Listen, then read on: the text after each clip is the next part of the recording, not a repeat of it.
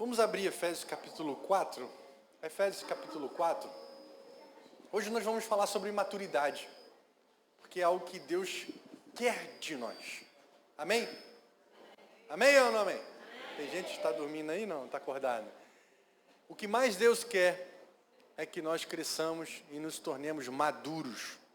O que mais a família quer é que Miguel cresça maduro, né?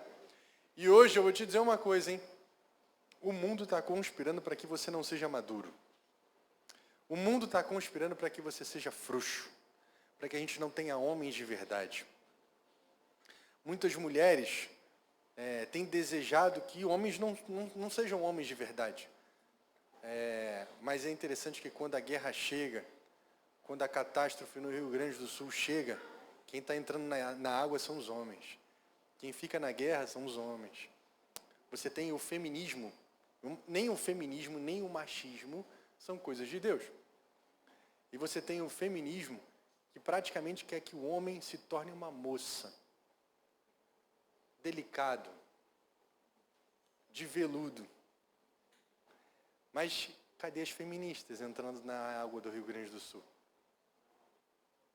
É disso que nós estamos falando. A gente precisa ter um papel de homem. Eu estava falando com o Edenilton, meu tio, de consideração e diácono. Não, hoje já é pastor. Ele que nos presenteou com essa ornamentação. E quando eu estava fazendo essas iluminações aqui, eu mandei um áudio para ele. E falei, aí tio, obrigado pelas plantas. Sabe de quem que eu lembrei? Do Cleiton. O Cleiton era o filho dele. Já estamos entrando na mensagem, só vou ler o texto depois. Aí eu falei, o Cleiton era um filho dele que faleceu.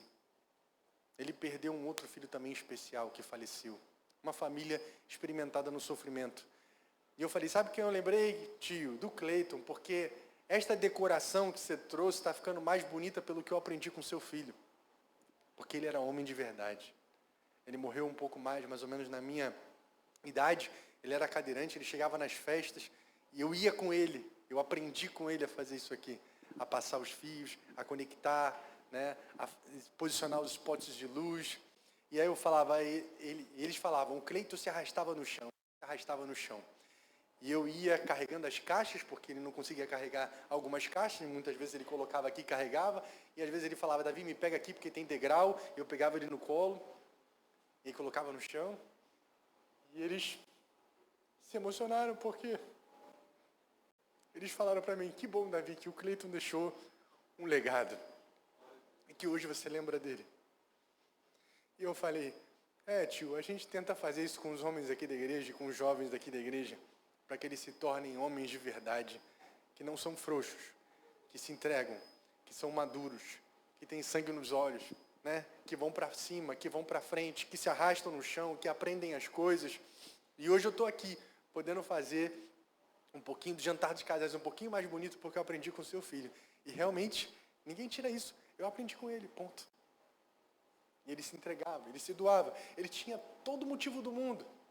Ele tinha um Corsinha velho, azul, em que ele fez uma adaptação lá, um negócio que ia lá no volante. Não era como é hoje, não, uma adaptação maravilhosa.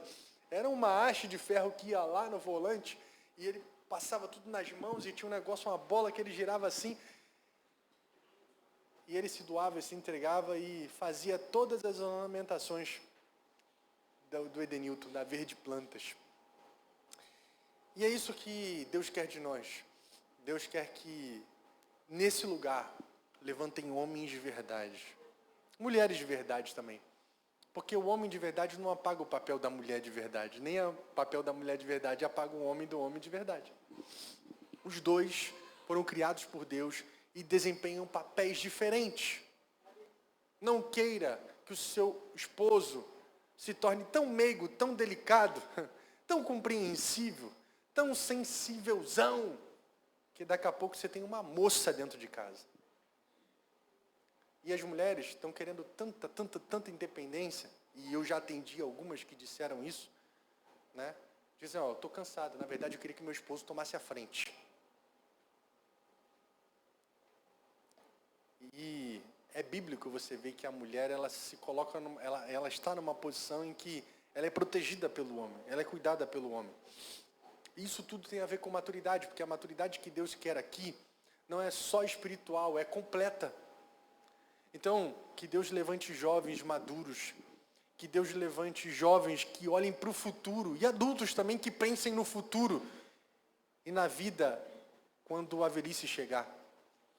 Porque você não vai ter a força que você tem, você não vai ter a disposição que você tem, você não vai ter o vigor que você tem. A Bíblia diz que quando os moedores caírem, quando os olhos escurecerem, o que é moedor cair? É dente cair.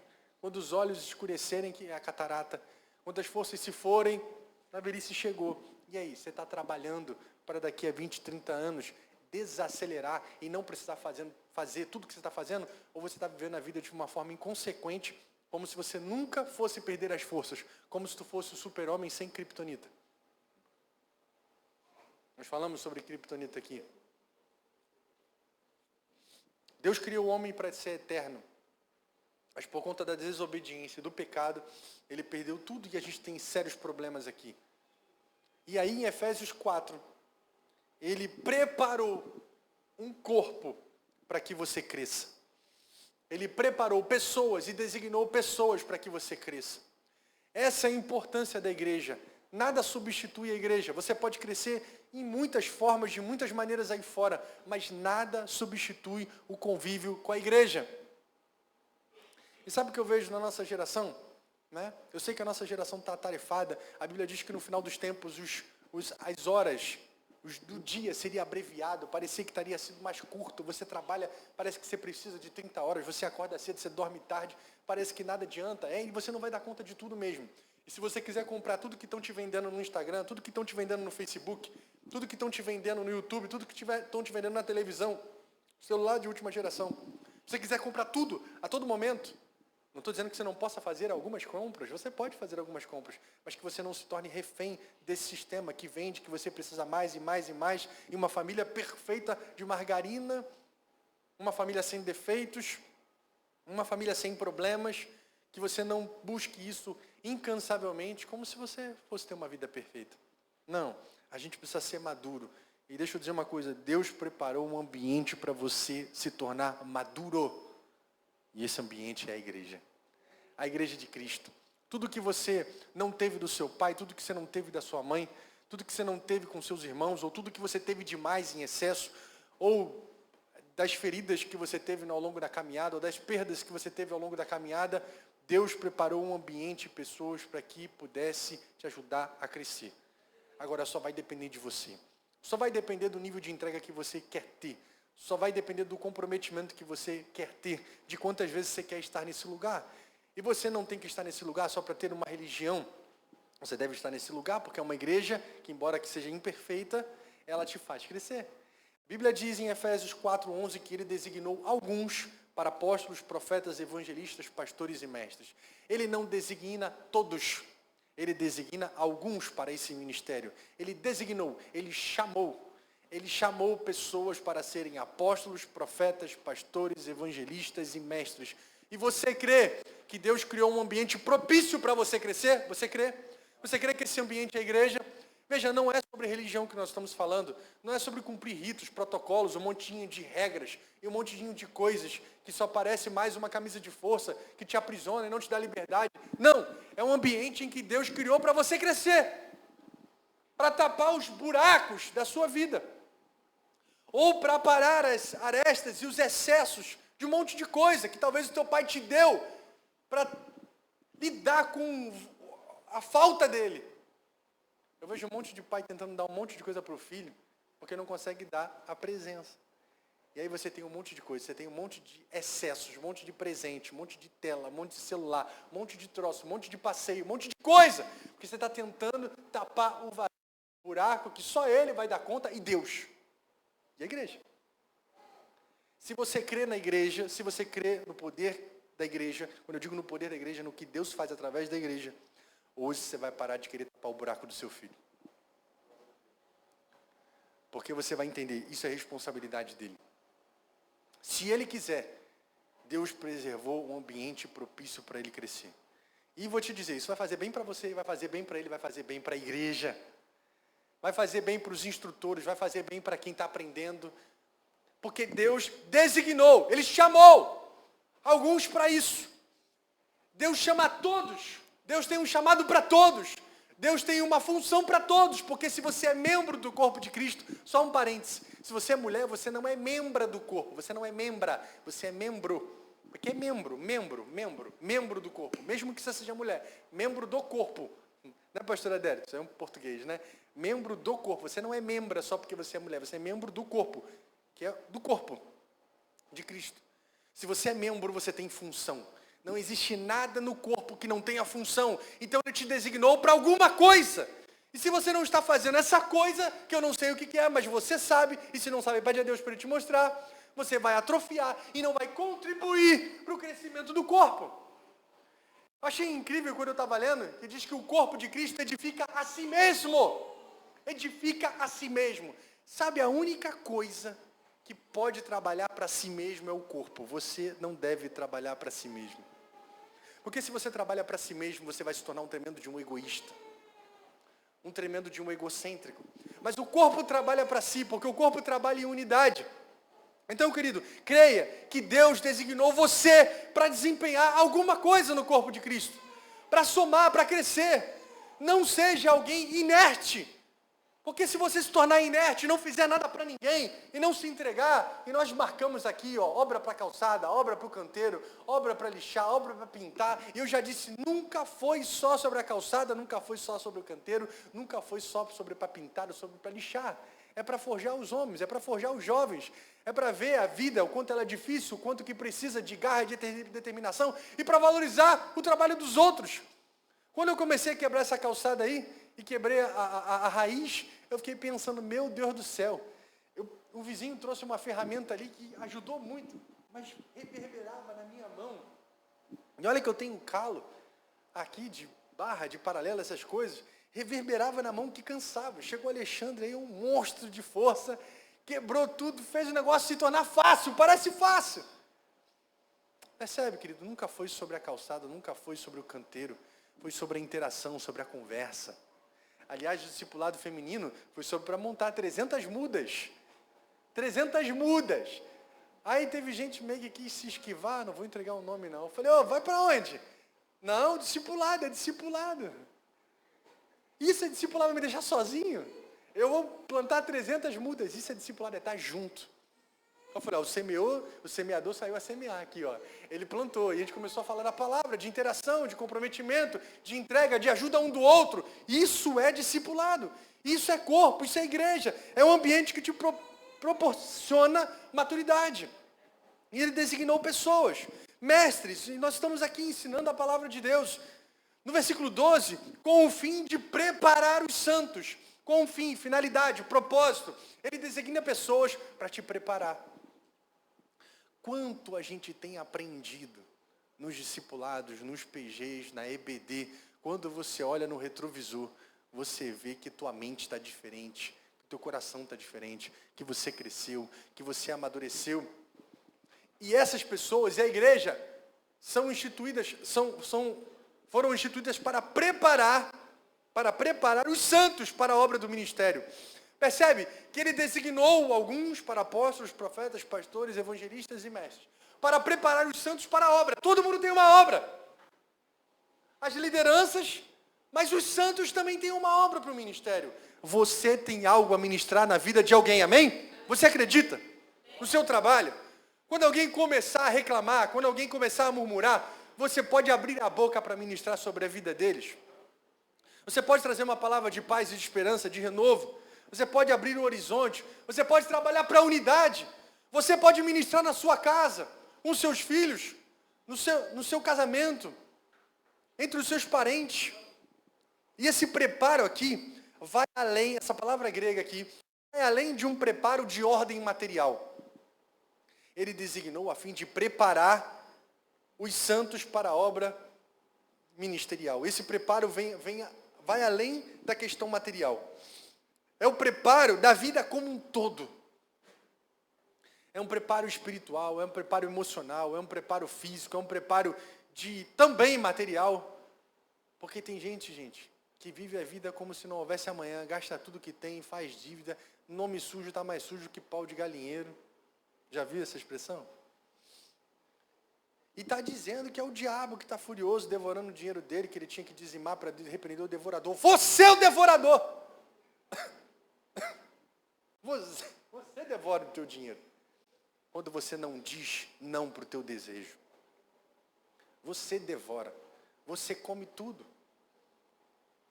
Então percebe, Deus é tão maravilhoso que Ele ensinou você a dar uma parte dos seus recursos, como foi falado assim, para que você não pense só em você. Para que você honre a Deus, para que você faça a distinção dizendo, até os coaches estão ensinando isso. Até os coaches que não são cristãos dizem que você não pode gastar todo o seu dinheiro, que você tem que fazer o bem, que você tem que repartir. Aí tem gente com a mentalidade ainda que tem que guardar tudo para si. Só se lasca. Mas aqui, o corpo é edificado, o corpo é preparado. Você contribui, você ajuda. Você ouve problemas no pequeno grupo. Você compartilha problemas do pequeno grupo e você nem percebe que você está sendo preparado. Você está sendo preparado porque você está sendo vulnerável, você está abrindo o coração, você está compartilhando, você não está tentando se proteger o tempo todo. E aí diz, para a obra que tem o chamado. Essa obra aqui, a palavra é serviço. E pasme, essa palavra obra aqui é diaconia. Aí você fala, mas eu não sou diácono. Mas ele está dizendo que Deus designou, chamou apóstolos, profetas, pastores, evangelistas e mestres para preparar os santos. Você é santo, sabe por quê? Santo é separado para algo. Você está longe do pecado agora e foi separado para Deus. Para preparar os santos para a obra que tem o chamado, para o serviço que tem o chamado. Essa palavra é diaconia. Aqueles que executam comando dos outros ou comando de Deus. Para a obra que tem o chamado, para o serviço que tem o chamado, você aqui está desempenhando o comando de Deus. Não deve ser você mais que comanda a sua vida, que compra o que você quer na hora que quer, que faz os projetos que você bem entende. Se você não submeter a Deus a sua vida, certamente você vai ter problemas. E a igreja, como eu já disse, é o melhor lugar para você se preparar. Amém? Para que o corpo de Cristo seja edificado, essa palavra edificado, seja construído. Olha que Deus fala de uma construção. Ele designou pessoas para preparar pessoas para que o corpo seja construído, para que o corpo seja edificado. Querido, o que você está construindo? Deixa eu dizer uma coisa para você, você já deve ter visto esse vídeo no YouTube ou no Instagram. Ninguém vai lembrar de você daqui a 100 anos, praticamente. Quase que certo que ninguém vai lembrar de você daqui a 100 anos. Você tenta falar aí o nome do seu tataravô, você sabe quem foi? Você sabe o que ele fez na vida? Ninguém vai lembrar de você daqui a 100 anos, a não ser que você não trabalhe para você e que você construa um legado. Porque se você construir um legado, a gente está falando até hoje de Martin Luther King, né? Que não trabalhou para ele, que se entregou para uma causa, que mudou os Estados Unidos, que mudou a geração. Mas por quê? Porque ele não trabalhou para ele. Então, se você quiser deixar um legado, você simplesmente vai pensar nos outros e não em você. Quem trabalha pensando em si, não deixa legado. Ninguém vai lembrar de você. A casa que você está morando, outra pessoa vai habitar, se Jesus não voltar. O carro que você está usando vai ser lata velha. A roupa que você está usando vai acabar. Tudo que você está construindo, outras pessoas vão usufruir. E aí, qual o sentido da vida? Por isso que o Salomão diz, é correr atrás do vento, é vaidade, é foligem. Você pega, e aí, sumiu. Sumiu. Agora, o Senhor Jesus está dizendo que na igreja, ela trabalha para construir algo que permanece, porque tem 2000 anos, e a igreja continua existindo. A igreja que o Senhor Jesus fundou continua existindo e vai existir porque Cristo veio buscar a sua noiva, a sua igreja, para um grande casamento. Então, se você trabalhar nessa obra, se você construir isso, você vai ser lembrado para sempre. Aquela mulher que derramou o bálsamo sobre Jesus, estavam tentando impedir, Jesus disse, deixa ela, porque ela preparou o meu corpo para o sepultamento. E aonde for contado o evangelho, vai se lembrar do que essa mulher fez. E nós estamos aqui lembrando dela hoje. Por quê? Porque ela não fez nada para ela. Ela fez para Cristo. Ela preparou o corpo de Cristo. E quem prepara o corpo de Cristo, constrói um legado. Vai ser lembrado. Se você trabalha para Deus, se você trabalha para pessoas, você vai ser lembrado. Você não vai ser esquecido. Você vê o pai da aviação, né? Tá lá a casinha dele lá. Ele deixou um legado. Ele criou lá o avião. O que você está construindo, querido? Vai acabar em pó. Vai acabar em cinzas. Vai trazer sentido para a tua vida? As coisas que você não compra com dinheiro, as coisas que têm valor e que você não pega, essas constroem e pavimentam um legado. E a igreja trabalha no mundo espiritual, a igreja trabalha no reino de Deus. A igreja trabalha para construir legado, para edificar pessoas. A Bíblia diz que nós somos pedras vivas. Deus não está interessado com essa pedra, Ele está interessado com você que é pedra viva. Deus não está interessado com este papel, Ele está dizendo que nós somos cartas vivas, abertas e lidas por todos. Então, quando eu entendo isso, eu não resumo a minha vida a frequentar um culto de domingo, bater ponto para os pastores e para os irmãos e dizer que eu tenho uma religião em que eu fui ao culto e porque eu fui ao culto Deus vai me abençoar. Não é sobre isso. É sobre ter um relacionamento com Deus. É sobre não trabalhar para você. E se você entender que a lógica de Deus é completamente inversa à lógica do mundo, você vai entender que a felicidade de Deus é completamente a felicidade que o mundo te vende. Foi lido aqui no Sermão do Monte. Bem-aventurado os que choram, os mansos, os pacificadores, os perseguidos, porque eles serão consolados, eles entrarão no reino, eles serão alimentados. Bem-aventurado, muito feliz. Pô, muito feliz? Quem reconhece a sua falência, quem chora, quem abre mão pelo seu direito, quem é perseguido, que felicidade é essa? A felicidade que o mundo não quer que você compre. Porque o que o mundo está falando? Se você se sente bem, está tudo bem você se identificar como um cachorro. Se você se sente bem, está tudo bem você se identificar com um gato. Cara, que insanidade. Porque o mundo está dizendo que o desejo está acima do intelecto e da consciência. Você não é só desejo. Você não é o que você sente só. Você tem razão, intelecto, consciência, emoção e livre-arbítrio. E o que as pessoas estão fazendo é que a emoção está regendo a sua vida. Você compra pela emoção. O meu irmão, ele está no marketing digital e ele aprende nos cursos que você não tem que vender o seu produto. Só para você entender. Olha, que a galera já pegou isso. Você não tem que vender o seu produto, você não tem que falar do seu produto. Você tem que se identificar com a dor do seu cliente. Você tem que mostrar que você resolve a dor dele. E aí, você dizendo que você resolve a dor dele, automaticamente ele vai perguntar quanto é o produto que você está vendendo. Seja um carro, seja uma casa, seja um curso intelectual, seja qualquer coisa. Ou seja, nós estamos sendo massa de manobra da mídia porque ela toca na tua emoção e faz você desejar aquilo que ela está vendendo. E aí você está comprando. Porque você diz, o importante é ser feliz. Se você se sente bem, tudo bem. Não, o importante não é ser feliz. Porque, como assim o importante não é ser feliz? Não essa lógica. Por que o importante não é ser feliz? Pastor Martin Luther King não pensava que o importante era ser feliz. Ele dizia, o importante é fazer a vontade de Deus e mudar o meu mundo. Mas isso poderia trazer perseguições e trouxe. Isso poderia trazer assassinato para a vida dele e trouxe. Mas ele não tinha essa lógica medíocre que o importante é ser feliz. Porque essa lógica medíocre de que o importante é ser feliz não te faz maduro. Essa lógica medíocre de que o importante é ser feliz acaba com casamentos. O que um adulto faz? Faz o que precisa ser feito. O que uma criança faz? Faz o que ela quer. Faz o que ela deseja. Faz o que ela tem vontade. Mas adultos e homens de verdade fazem o que precisam ser feitos. Mulheres de verdade fazem o que precisam ser feitos. E administram as suas infelicidades humanas. E usufruem da felicidade de Deus. Porque eu abraço o que Deus chama de felicidade. Bem-aventurados vocês que são mansos. Você abre mão do seu direito, porque você vai herdar a terra. A felicidade, você está aqui, você é vivida aqui quando você abre mão, porque você vai herdar lá. A tua visão está lá, não está aqui agora. O que eu mais vejo no consultório é pessoas querendo o agora, o agora, o agora, o agora. Eu quero o bom agora, eu quero o conforto agora. Mas Deus nos ensina a olhar para lá. Mas para o futuro, para a eternidade.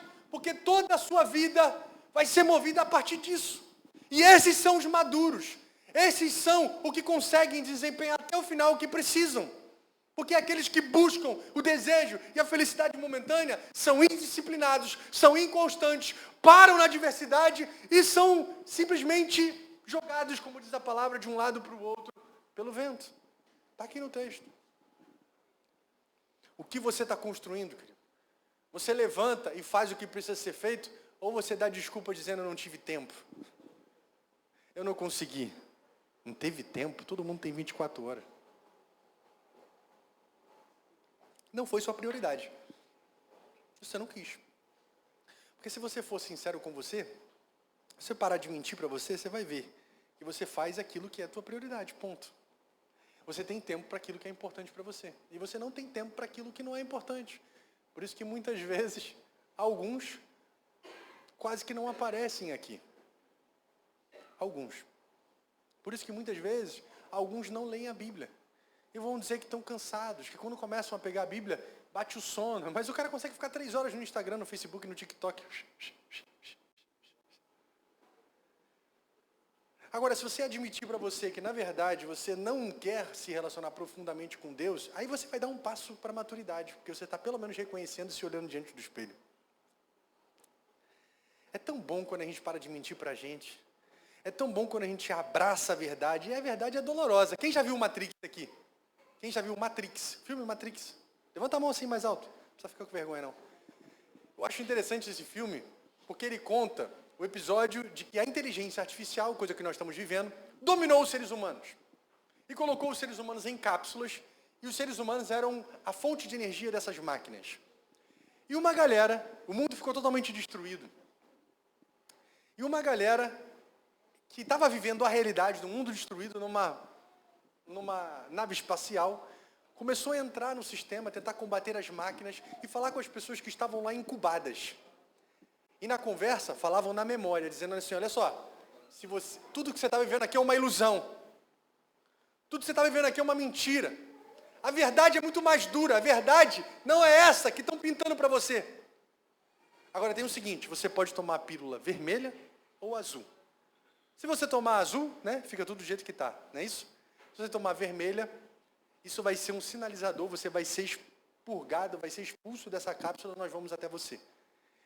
E muitas pessoas, diante daquela picanha que você comeu, você nunca comeu. Na verdade, você nunca respirou, você nunca abriu os olhos, você nunca ouviu. Você está numa cápsula, eu estou vindo aqui na sua mente conversar com você. A maioria das pessoas resolve tomar a pílula azul. E aquele que tomou a pílula vermelha encontrou a realidade. Dura, difícil, mas realidade.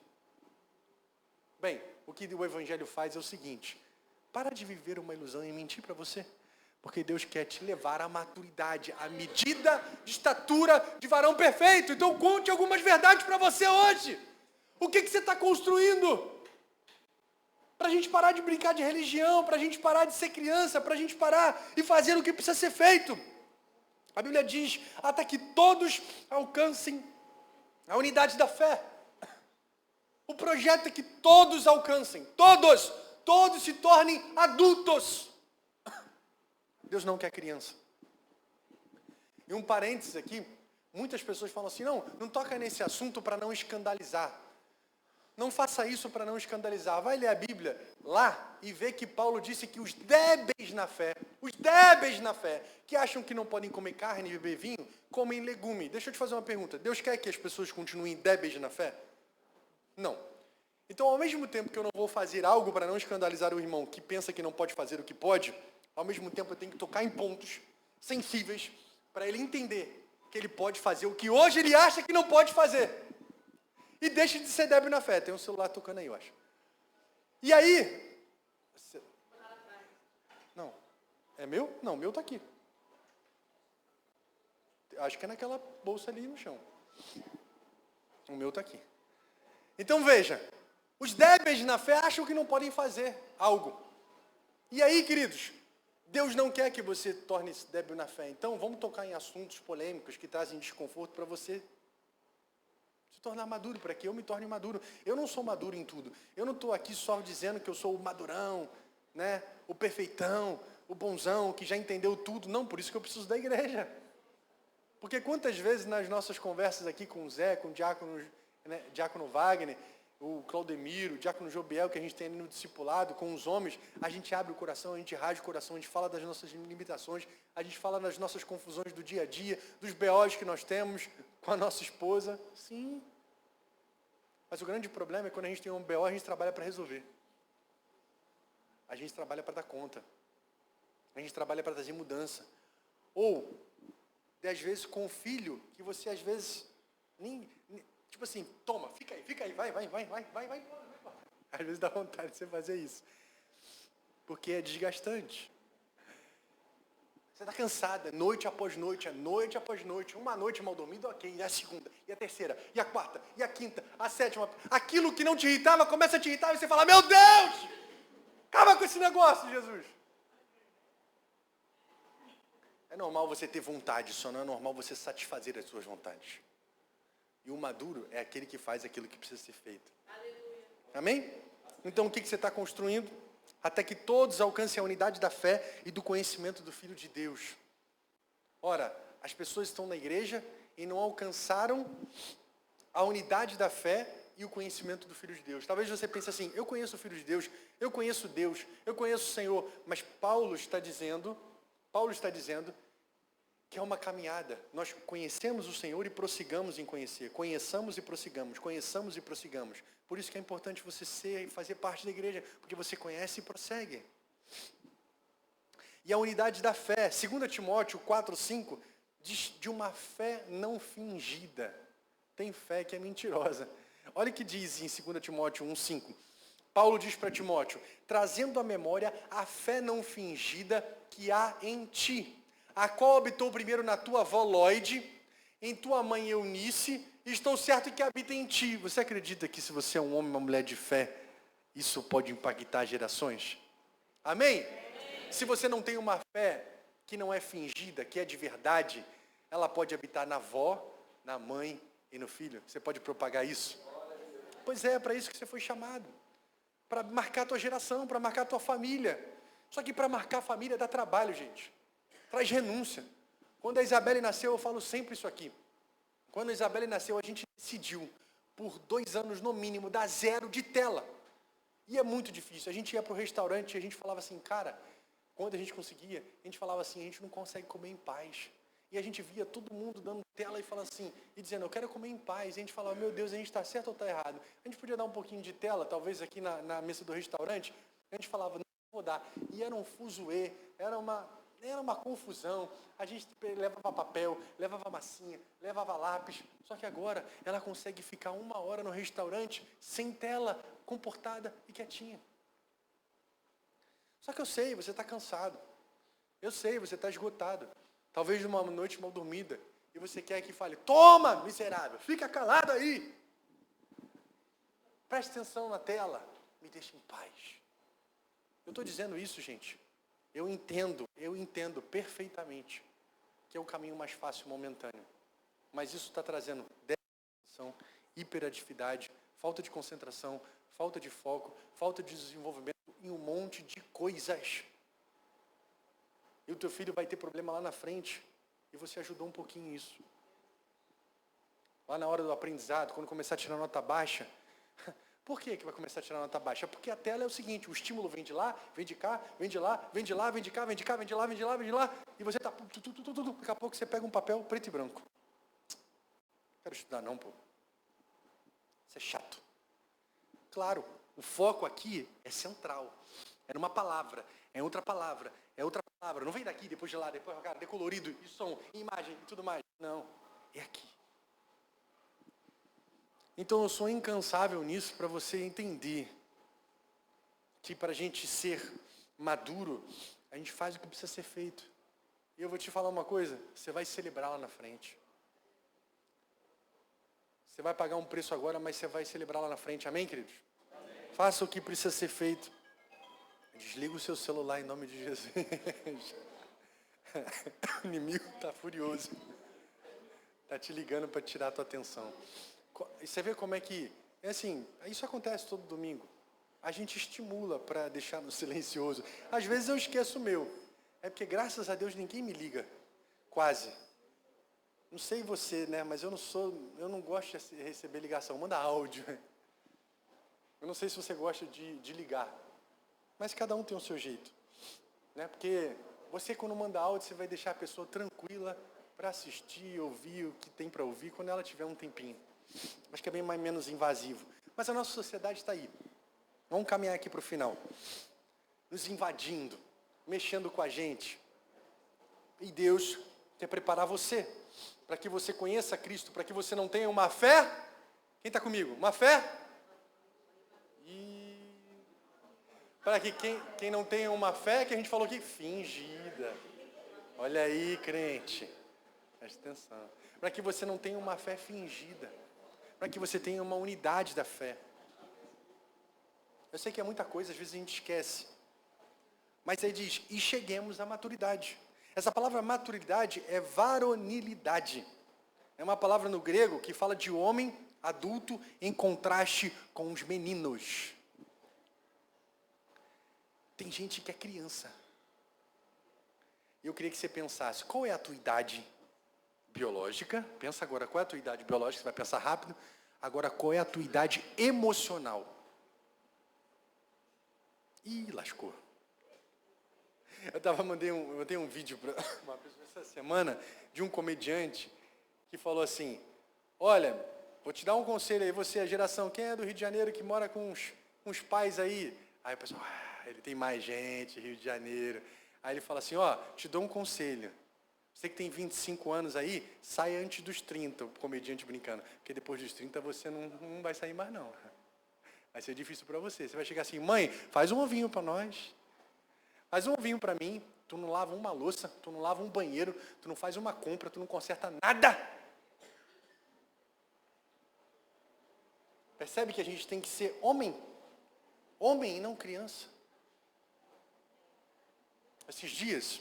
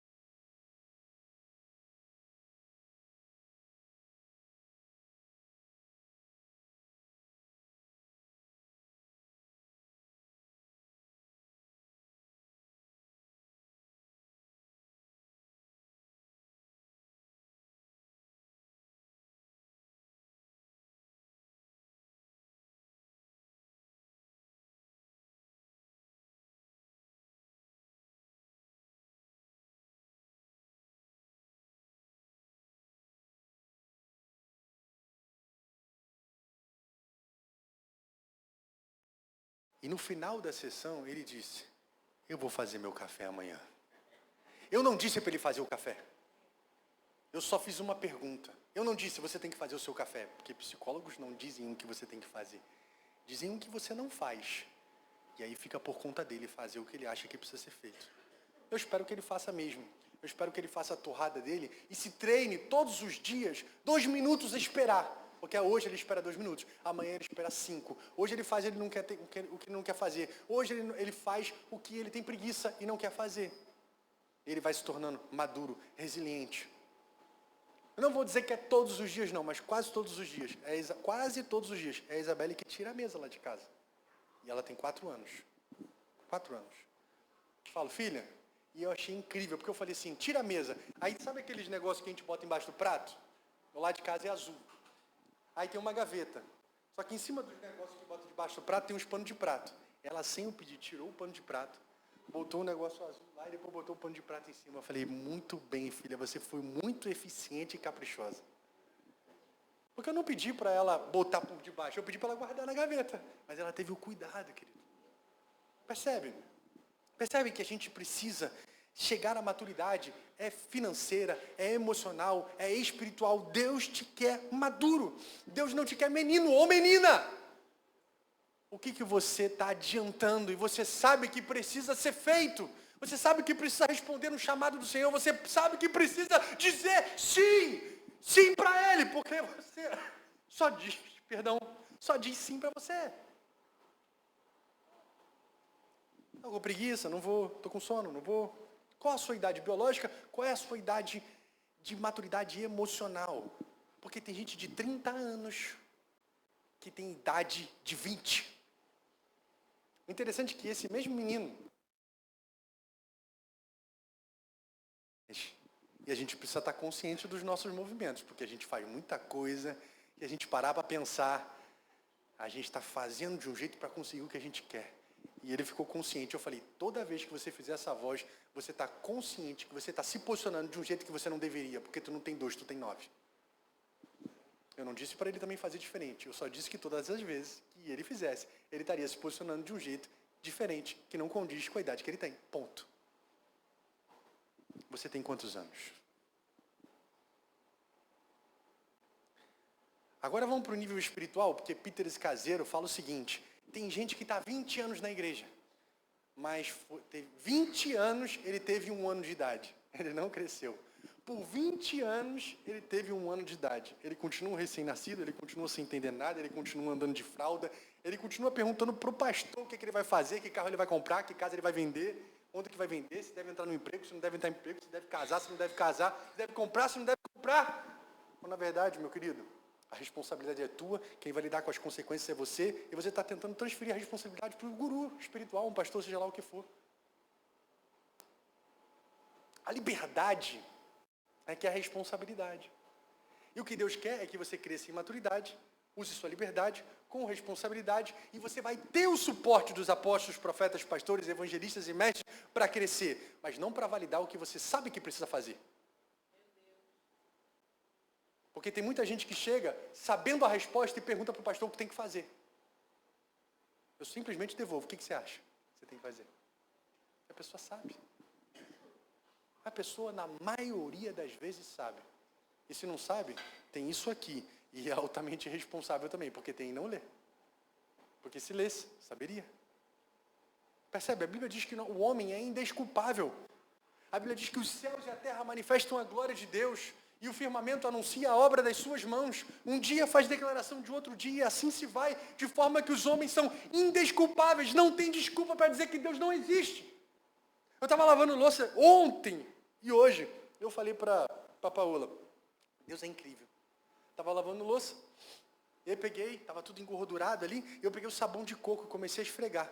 Porque eu aprendi com a minha tia que o sabão de coco é maravilhoso para tirar gordura. Eu falei, olha como Deus é maravilhoso. Tem a gordura aqui, ele criou o sabão de coco perfeitamente para tirar a gordura. E tem gente que não acredita em Deus.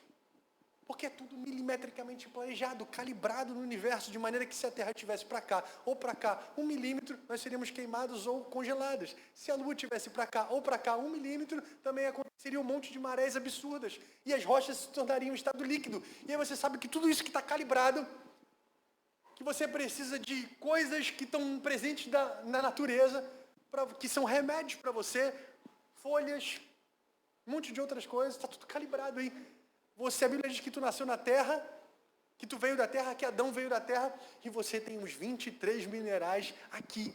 magnésio, né? Ferro, os 23 minerais. Mas você acha que é só coincidência. É Jesuscidência. Há um Criador. Há um Deus poderoso que criou tudo isso. A questão é que se Deus existe, a tua vida precisa mudar, porque se Deus existe, a vida após a morte, e a forma como a gente vive aqui, deveria ser outra, completamente diferente. A sua idade está condizente com a emocional e com a espiritual? E a Bíblia diz aqui no versículo 13 que cheguemos à maturidade e atingindo a medida da plenitude de Cristo. O que é a medida da plenitude de Cristo? É a relação de idade, estatura e amadurecimento. A medida. É tua idade, tua estatura e amadurecimento. É um combo. Atingiu a medida de varão perfeito em Cristo Jesus. O propósito que Deus quer, no versículo 14, é que não sejamos mais crianças. Vamos repetir? O propósito é que não sejamos mais crianças. Que maravilhoso isso. A vida adulta é difícil. É trabalhosa. Tem uma canção aí que diz que quando a gente é criança, a gente quer crescer, e quando a gente cresce, a gente quer voltar do início, porque um joelho ralado dói muito menos do que um coração partido. Quem já conhece essa música aí? Quem conhece essa música aí? E quando a gente quer crescer, e quando cresce, quer voltar do início, porque um joelho ralado dói muito menos do que um coração partido. A vida adulta é isso aí. É também isso daí, não é só isso aí. Ela é difícil. Mas Deus quer, e tem um propósito, que nós não sejamos mais crianças. Nós precisamos crescer e o crescimento dói. Filho e mexe a Isabela e fala, papai, está doendo. Eu falo, fica tranquilo, é a dor do crescimento. Aí ela já entendeu que é a dor de vez em quando. Ela vai ter essa dor. Caminhando aqui para o final, gente, o propósito é que não sejamos mais crianças, levados de um lado para o outro, como o vento. Quem é levado de um lado para o outro? Você conhece alguém que é levado de um lado para o outro? Sabe quem é levado para um lado para o outro? Quem é inconstante. Sabe quem é levado de um lado para o outro? Quem é indisciplinado. Quem começa um curso e para. Quem começa uma dieta e para. Eita Jesus. Quem entra na academia e para. Ou quem não entra. Levado de um lado para o outro. De um lado para o outro. Então o cara é inconstante, é indisciplinado. Ele é vulnerável às circunstâncias. Porque as circunstâncias mandam nele. Se tá bom, tá bom. Se tá ruim também para ele. Porque ele é o que as circunstâncias fazem. Sem destino. Levados de um lado para o outro. É sem destino, sem propósito. Cara, qual é o teu propósito? Qual é o teu destino? Se você não descobriu ainda, você vai ser levado de um lado para o outro, porque você não sabe onde é que você quer chegar. Tu não sabe qual é a obra que Deus tem para você. Tu não sabe qual é a missão que Deus tem para você. Então, se aparece um monte de coisa importante, você pega tudo para fazer, porque tu quer dar conta de tudo. Porque se tudo é importante, nada é importante.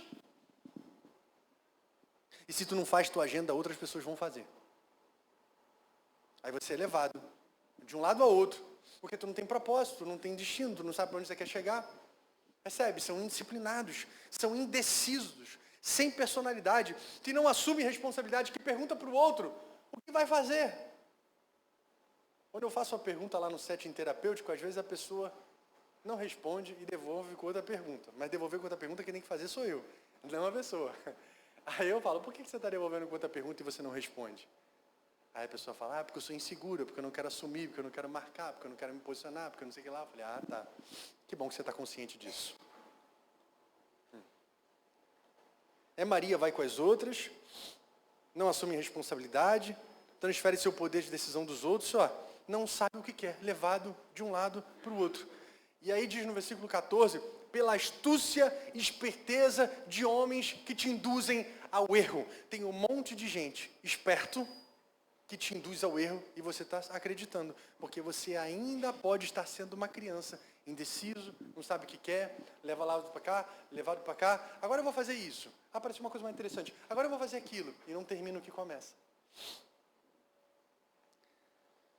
Deixa a caminhada cristã, é vencido pelas dificuldades, e fica refém dos manipuladores, de homens invejosos que querem o seu erro. Tem muita gente que é invejoso.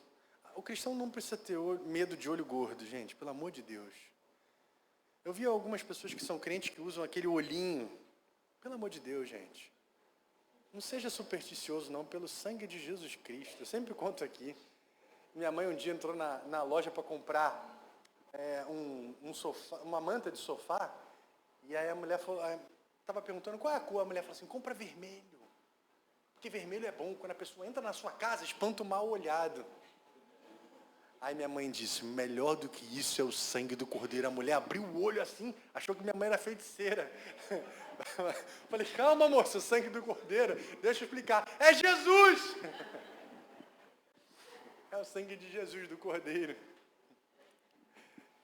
Mas tem gente que se prende a isso. E tem invejosos que te induzem ao erro. Nem todo mundo que te dá conselho quer o teu bem. Mas se você não sabe para onde você está indo, você é levado por ventos. E ele diz, siga a verdade em amor. Siga a verdade em amor. Não viva a mentira, siga a verdade. Mas a verdade, ela pode ser em amor. E aí entra aqui, eu estou correndo para a gente fechar e orar. Porque tem muita gente que acha que amor é não dizer o que pensa. Que amor é não chamar atenção. E acha que está amando. Não, a verdade pode ser feita em amor e o amor precisa dizer o que tem que ser dito. Entende? Queridos, não é nada legal ser o pastor Davi, que toca em assuntos que te incomodam, que falam sobre o sofrimento. Eu não sou perfeito. Eu erro, eu falho. Graças a Deus tem a Paola do meu lado. Graças a Deus tem os meus amigos que falam, olha, você está errando aqui, faz isso não. Mas não acredite que amor é passar a mão, é passar pano, porque isso não é amor. Tem muita gente que não quer ser pai, quer ser amigo. Não quer ser mãe, quer ser amigo. Mas o mundo está carente de pai e de mãe. Amigo ele vai ter lá fora. E antes de ser teu amigo, tem que ser teu pai e tua mãe. Acredita. Porque se você for amigo, você não vai dizer tudo o que você precisa dizer. Se você quer ser amigo primeiro, você vai travar algumas coisas porque você quer que o seu filho te veja bem e goste de você. Mas eu não sei se a Isabelle vai gostar de mim, mas eu vou dizer o que ela precisa ouvir. E se ela ficar com muita raiva de mim, que o Espírito Santo ajude ela a entender que isso é amor. Amém, queridos?